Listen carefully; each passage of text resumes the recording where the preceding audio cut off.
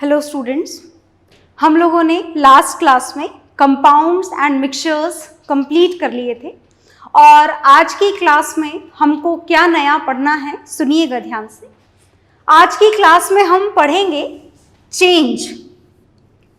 Change का मतलब क्या होता है?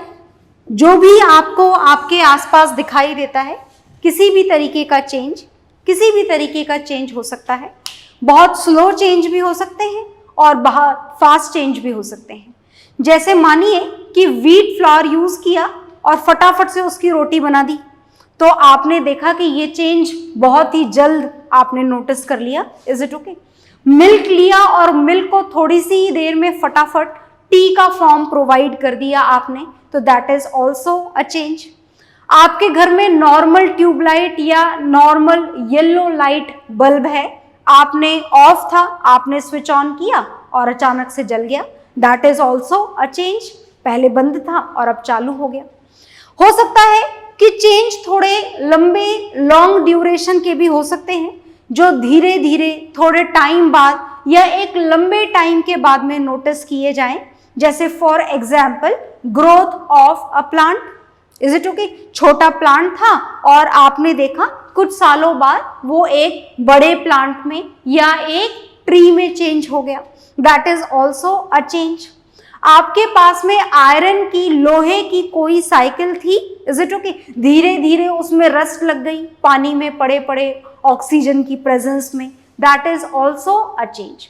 मतलब बात यह है कि चेंज तो हमारे सराउंडिंग में, हमारे आसपास, हमारे एनवायरनमेंट में होते ही रहते हैं। Is it okay? अब इस चेंज को केमिस्ट्री के पॉइंट ऑफ व्यू से हमने 2 कैटेगरीज में क्लासिफाई करा हुआ है। देखिएगा ध्यान से, जो हमें यहाँ पर 2 चेंज पढ़ने हैं उनको ध्यान से सुनने की कोशिश करिएगा। First type of change is physical change. कौन सा चेंज पढ़ना है आपको? Physical change. और जो सेकंड चेंज आप पढ़ेंगे, that second change according to chemistry, this second change is known as chemical change. इस second change का क्या नाम है? chemical change. तो आपको यहाँ पर 2 चेंज पढ़ने हैं, physical and chemical. physical change and chemical change. और देखो, अगर हम इनकी शुरुआत एग्जाम्पल्स के साथ में करें तो आपको ज्यादा मजा आएगा। तो चलिए हम कुछ एग्जाम्पल्स लिख लेते हैं। ओके, तो फिजिकल चेंज के एग्जाम्पल मैं लिखने जा रही हूं आपके सामने। जैसे one of them is melting of ice cubes. जानते हैं ना आप आइस क्यूब्स? आइस क्यूब्स जैसे ही आप फ्रीजर में से बाहर निकालेंगे वो पिघल जाएंगे और पिघल के लिक्विड वाटर में चेंज हो जाएंगे। Is it okay? तो that is an example of physical change. Is it okay? या फिर आप दूसरा एग्जाम्पल यहां पर लिख सकते हैं, boiling of water. Is it okay? आपने वाटर लिया और वाटर को हीट किया, 100 डिग्री सेल्सियस तक हीट करा, and when water is heated up to 100 degree Celsius temperature, this water will change into steam. हो गया ना चेंज? लिक्विड स्टेट में वाटर था और आपने उसे हीट करके स्टीम मतलब गैसियस स्टेट में कन्वर्ट कर दिया। ठीक बात है? तो ये जो एग्जाम्पल्स आपके सामने लिखे गए हैं, ये है फिजिकल चेंज।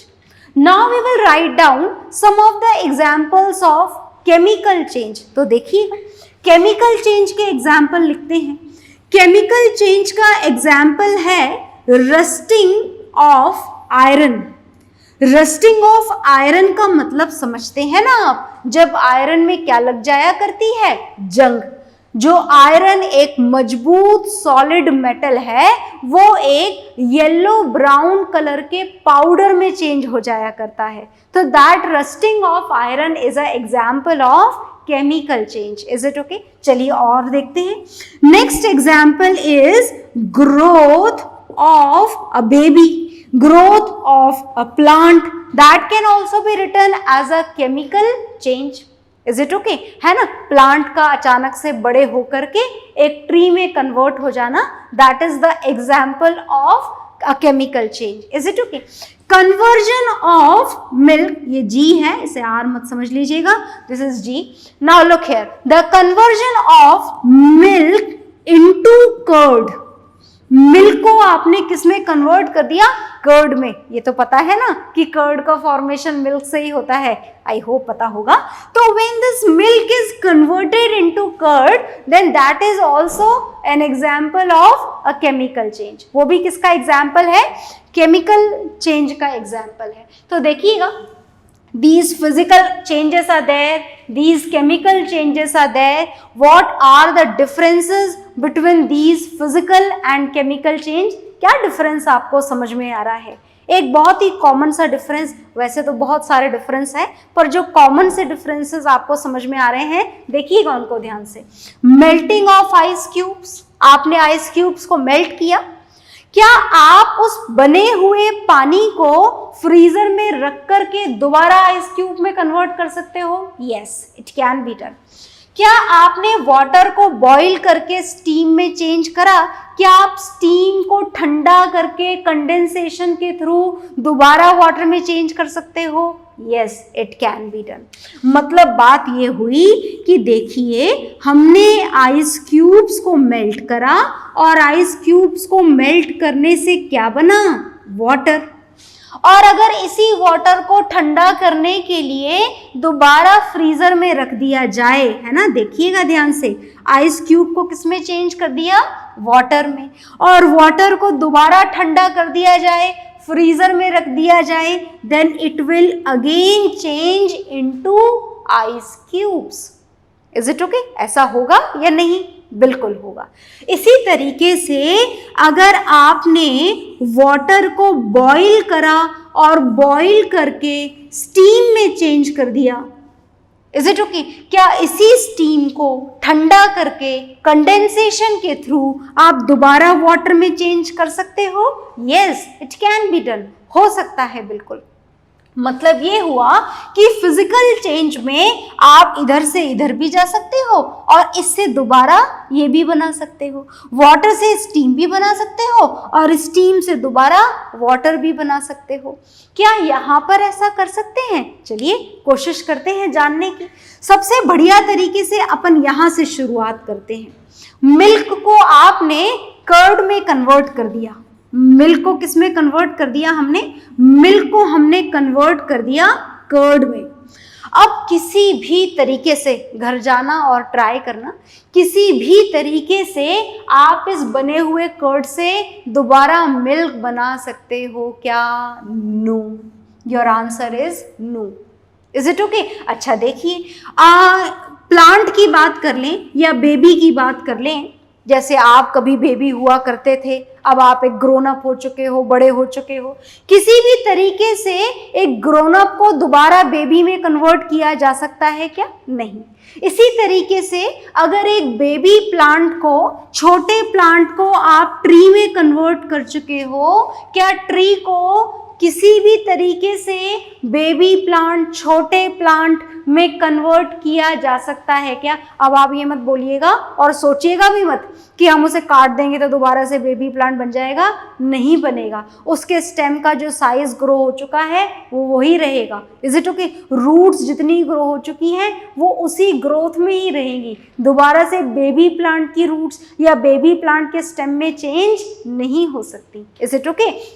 मतलब एक बार अगर प्लांट ट्री बन जाए तो आप ट्री को दोबारा प्लांट में कन्वर्ट नहीं कर सकते. Is it okay? आ गई बात समझ में? और इसी कारण से जो फिजिकल चेंजेस होते हैं ना, इधर से इधर भी जा सकते हैं, इधर से इधर भी जा सकते हैं. इसीलिए जो फिजिकल चेंज होते हैं हम इसके लिए लिखते हैं. क्या लिखेंगे? अभी देखिएगा ध्यान से, हम दोनों जगह तैयारी कर लेते हैं लिखने की. So look here, in both of the condition something special, a special word can be given to this change, that all the physical changes, जितने भी फिजिकल चेंज होते हैं, you can write down that physical changes are reversible. कैसे change होते हैं ये? Reversible change होते हैं. रिवर्सिबल का मतलब समझ गए ना, विच कैन बी रिवर्स्ड, जहां पर इधर से ये भी बन सकता है और इधर से ये भी बन सकता है। ये एग्जाम्पल भी लिखेंगे आप लोग। और केमिकल चेंजेस के लिए क्या लिखें, रिवर्स किया जा सकता है क्या, एक बार यहां पहुंचने के बाद दोबारा यहां आया जा सकता है क्या, नहीं। तो फिर हम क्या लिखेंगे यहां पर, that chemical changes, whatever the chemical change are, जरूरी नहीं है आप ये 2 एग्जाम्पल लिखें, आप बहुत सारे एग्जाम्पल हैं इसके, कोई सा भी लिख सकते हैं, पर लिखेंगे क्या, आप ये लिखेंगे that chemical changes are irreversible. कैसे चेंजेस होते हैं केमिकल चेंज, इरिवर्सिबल चेंज होते हैं ये। Is it okay? चलिए आगे देखिए, जो हम सेकेंड पॉइंट लिखेंगे वो सुनिएगा ध्यान से।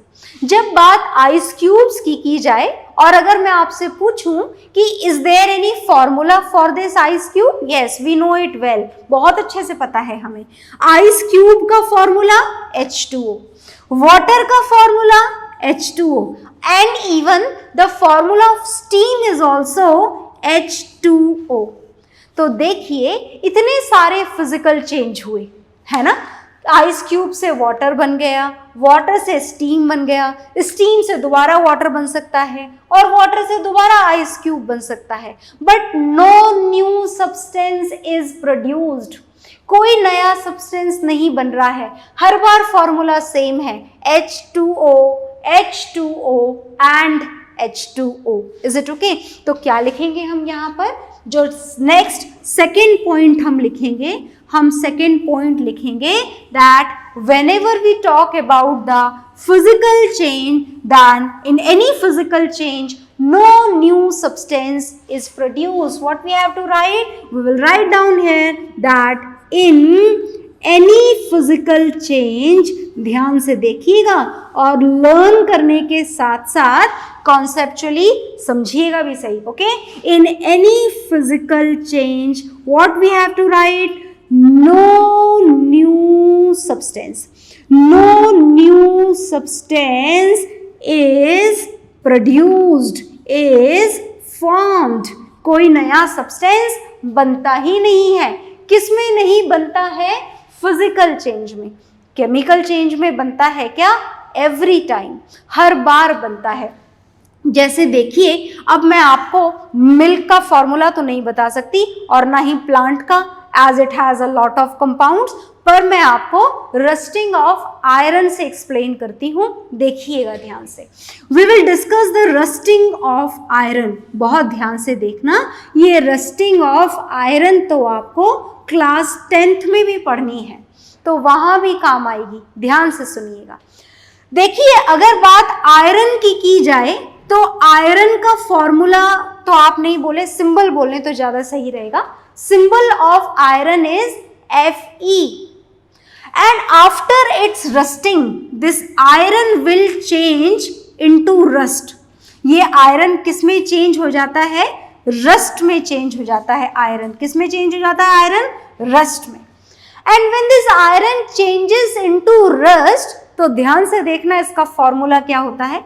इसका फॉर्मूला होता है Fe2O3 डॉट XH2O। अब आप ज्यादा दिमाग मत लगाइएगा कि ये फॉर्मूला कहां से आ गया, that we will see in class 10th। इज इट ओके?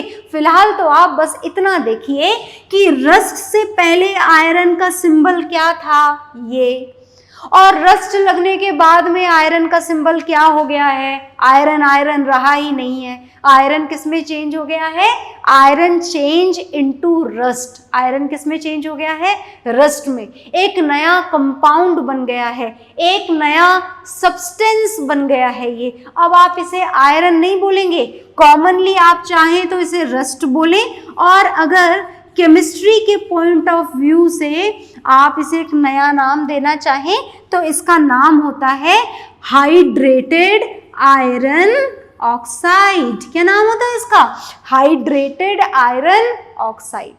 मतलब देखो, सिंबल चेंज, नाम चेंज, ये आयरन और ये रस्ट, या फिर ये बोले कि ये आयरन और ये हाइड्रेटेड आयरन ऑक्साइड। मतलब आप ये बोलेंगे that whenever we discuss about the chemical change, then every time some new substances are formed. Is it okay? हमेशा ही chemical change में किसका formation होता है?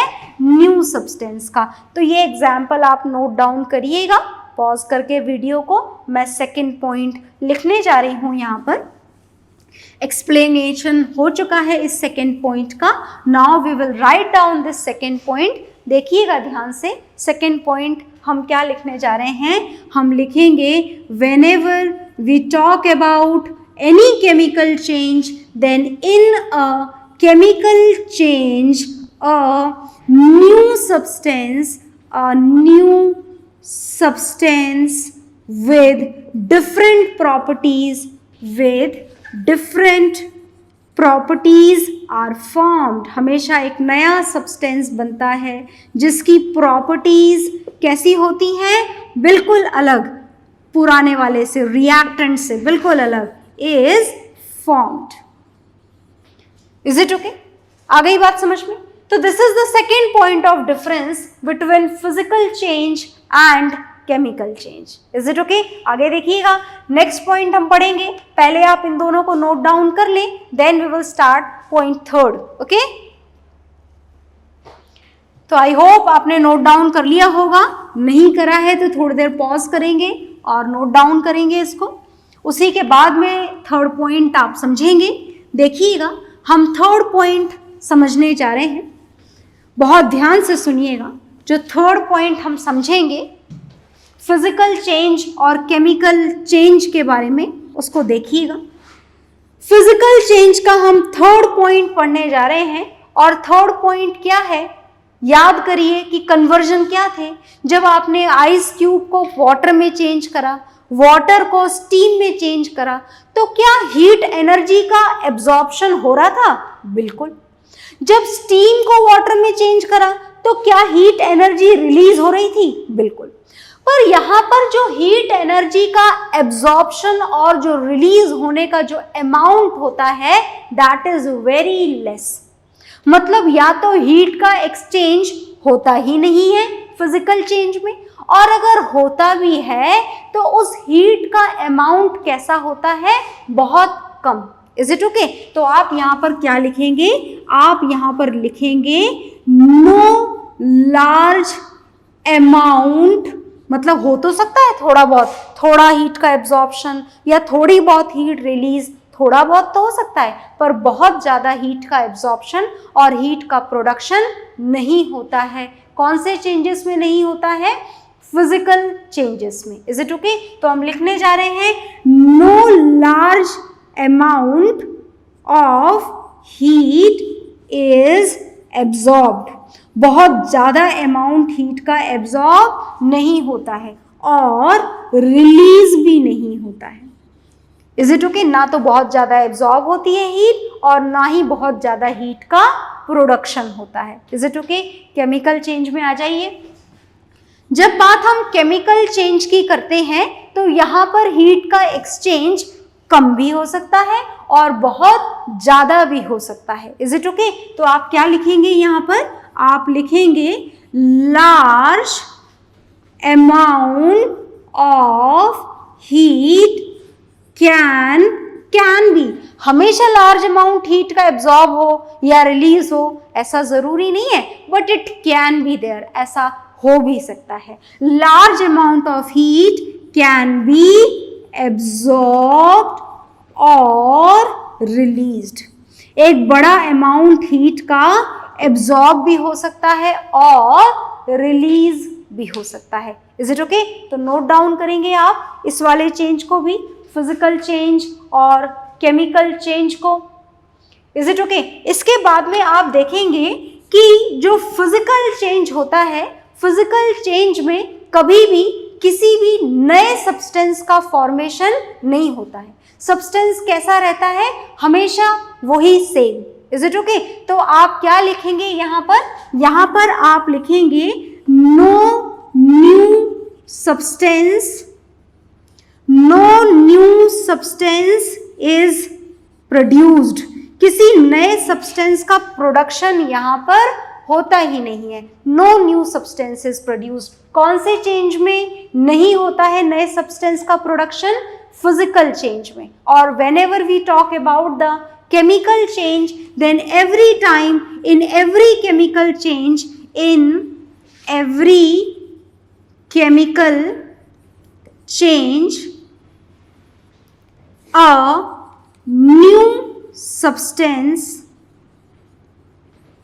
with all different properties पूरी की पूरी क्या हो जाती हैं, चेंज हो जाती हैं। with all different properties are produced, पूरी तरीके से प्रॉपर्टीज क्या हो जाती हैं, बदल जाया करती हैं। It has no property before, it has no property of the original reactant, तो आप वो भी लिखेंगे। It has no chemical property, no property of original substance, original substance की इसमें कोई प्रॉपर्टी नहीं बचती है।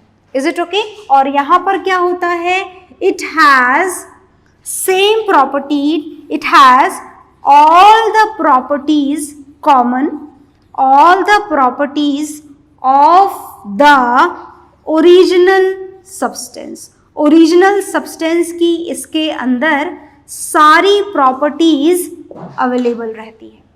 So these are the physical change and chemical change. ये है आपके फिजिकल चेंज और केमिकल चेंज। आप नोट डाउन करेंगे इन डिफरेंसेस को और लर्न करेंगे इन्हें कुछ एग्जाम्पल्स के साथ में। ओके,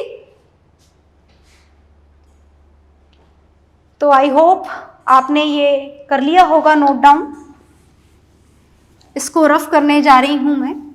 और अब ये चेंजेस पढ़ने के बाद में जो हम नेक्स्ट टॉपिक स्टार्ट करेंगे वो देखिएगा क्या पढ़ने जा रहे हैं हम। जो हम नेक्स्ट टॉपिक स्टार्ट करने जा रहे हैं, this is a solution. Solution तो देखो हम बहुत बार बहुत सारी क्लासेस में पढ़ते हुए आए हैं। हर बार इस चैप्टर की हर क्लास में ऑलमोस्ट हमने कोई ना कोई सॉल्यूशन तो देखा ही है।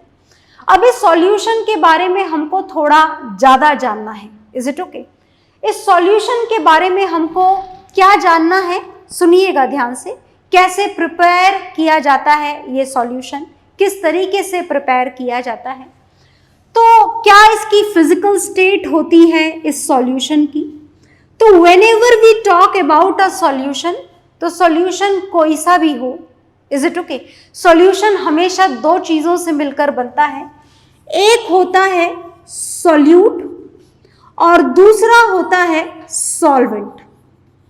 तो जो सॉल्यूशन हम पढ़ते हैं ये कितनी चीज़ों से मिलकर बना है, दो चीज़ों से, solute and solvent. Is it okay? अब हम किसको सॉल्यूट बोलें और किसको सॉल्वेंट बोलें, ये एक हमारे पास में बड़ा क्वेश्चन होता है।